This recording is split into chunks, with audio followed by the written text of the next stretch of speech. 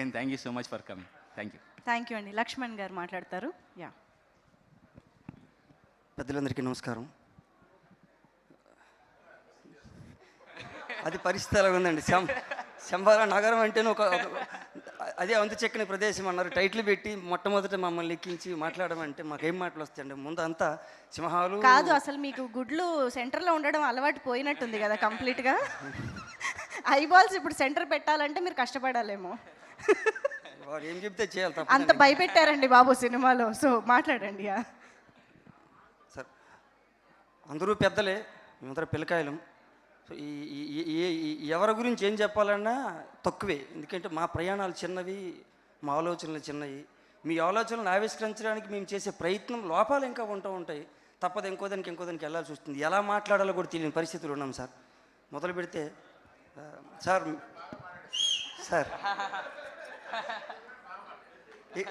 Cinema మొదలు ఏదో success tour ఏవో అంటారు సార్. ఇప్పుడు ఇది సక్సెస్ మీట్ అన్నారు. ఇక్కడికి వచ్చిన తర్వాత అంటే అంత కుటుంబ వాతావరణమే. గెలిచాం కదా, తిందాం, పండగ చేసుకుందాం, వండుకొని తిందాం అన్న పరిస్థితులు ఉంటే అందరి మొహాలు వెలిగిపోతున్నాయి సార్. ఆ మొహాలు ఎలా వెలుగుతున్నాయంటే, మీ పేరులో అరవింద్ ఉంది కదా సార్, తామరం. ప్రతి మొహము ఆ తామరంలో వెలిగిపోతుంది సార్. గెలుపు ఒకట. అది విచిత్రంగా ఉంది సార్. మీరు కూడా గంభీర గల సంపన్నులంతా ఒకే కుటుంబంలో నిలబడి ఉన్నారు సార్. ఆ మాటల ముందు నాదంతా మీ రాతలు నెరజానలు, మీరు కోన, మీ రాత నెరజాన, ఈ కూసేది ఏంది కోన.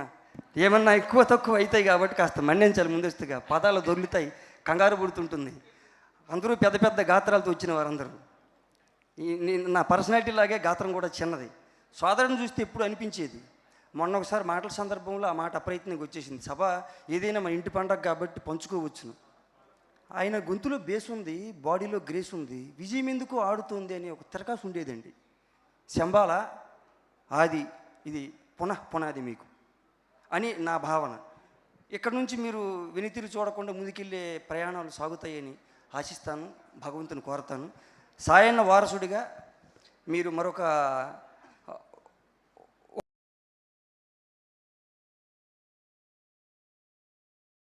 దారి ఏర్పరచుకుంటారని భావన చేస్తూ విచ్చేసిన పెద్దలందరికీ పేరు పేరున చెప్పలేకపోయినా సార్, మా అందరి పేర్లు తెలియవు. మీరు దండ అన్నారు సార్, ఇందాక కన్ఫ్యూజ్ పడ్డాను. రాజేష్ దండ గారు. ఇక్కడ అంతా సార్ మొత్తం అంతా హైందవ సామ్రాజ్యం ఉన్న శబ్దాలే వినిపిస్తున్నాయి సార్. అందరి రాములు వారికి ఒక దండ అన్నట్టు. అదేందో వింతగా ఇక్కడ ఇది ఎలా అయితే శంబల నగరం విచిత్రంగా ఉంటుంది అంటారో, మా పరిస్థితి అలాగే ఉంది. ఇక్కడ ఉన్న పేర్లన్నీ అంతే విచిత్రంగా ఉన్నాయి. యుగంధర్ ముని గారు, ఆయన కూడా యోగి. అదేందో కన్ఫ్యూజ్లో కూర్చొని అక్కడ దాక్కుంటే మీరు దుర్బినేసి పెట్టినట్టు ఇక్కడ లాగారండి. ఇది అన్యాయం. మాకు మాటలు రావు, భయపడుతూ ఉంటాం. ఏదేమైనా ఈ అందమైన వేడుకల్లో కలవలేకపోవడం అని సమయాలు జరుగుతూ ఉంటాయి. నేను దేనికి రాలేకపోయినాను. ఈ వేళలో వచ్చి కలిశాను. ఎందుకంటే అన్న, ఎవరి మీద చిరాకు పెడితే మన మొహం మాడిపోతుంది, నవ్వితే నవ్వుతాం.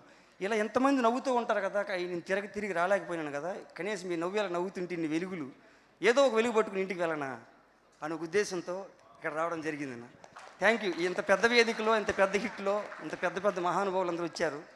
మీ అందరి సమక్షంలో 2 మాటలు తడబడినా కాస్త సర్దుబాటు చేసుకుంటూ వచ్చేసే భాగ్యం భగవంతుడు కలిగించాడు.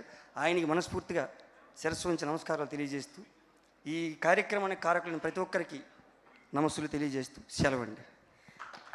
మాట్లాడడం రాదు అంటూనే రాసుకోరా సాంబార్ రేంజ్లో లైన్స్ ఇచ్చారు మాకు. Thank you.